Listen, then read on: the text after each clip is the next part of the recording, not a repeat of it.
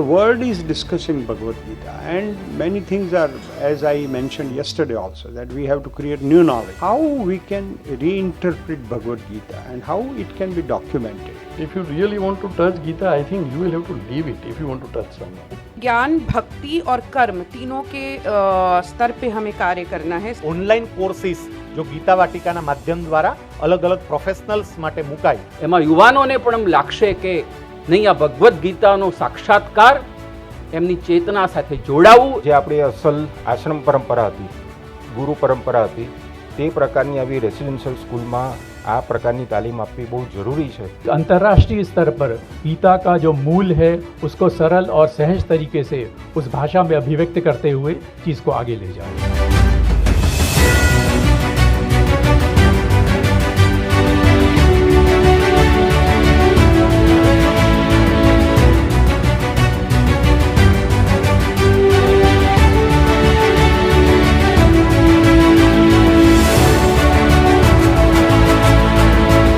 પણ સવાલ યુવાનોને સાથે જોડવાનો હોય. જેનઝીને લેક્ચરમાં જરાય રસ નથી, એને સંવાદમાં રસ છે. Bring in experts who can speak their language. આપણે ડાઇવર્સ ટોપિક્સ પર રાખી શકીએ છીએ. હેલ્થ રિલેટેડ હોય, સાયન્સ રિલેટેડ હોય, સ્પોર્ટ્સ રિલેટેડ હોય, હિસ્ટ્રી રિલેટેડ હોય. ઇનોવેશન, એ સ્ટાર્ટઅપ, એવી કોઈ પણ કલા ના હોય. स्टोरी टेलिंग से आप अपने आप को अपने समाज से, अपने परिवेश से, अपने परिवार से, अपने जीवन मूल्यों से, अपने धर्म से, अपनी आस्था से, अपने विश्वास से, अपनी आइडियोलॉजी से रिलेट कर पाते हैं. તમે બધા આવ્યા એનાથી મારો કોન્ફિડન્સ, મને જે આનંદ એનો બહુ વધારો થયો છે.